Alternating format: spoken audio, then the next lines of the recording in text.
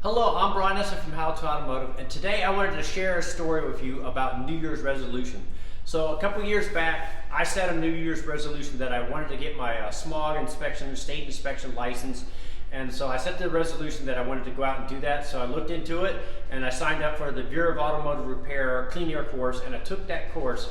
And let me tell you, by me setting that goal, putting a plan in action, and getting the license and getting my smog license changed my life. So my pay alone went up probably $25,000 just by putting that plan in action and making it happen for me. So I got my license, started doing the smog repairs, smogs and smog repairs, and my pay went up like $25,000. So the reason why I wanted to point this out to you guys is so you guys can set those work-related New Year's resolutions and then put a plan together and make it happen for yourself. So if you want your ASC certifications, make that plan, figure out a study plan, figure out where the tests are held, all that type of information. Put a plan in action and make it and put it to work and make it happen for yourself. I guarantee you, your life will change. Your pay will go up. It'll be a life-changing experience for you guys. So if you already have those type of certifications and stuff, maybe you set a resolution for being more organized or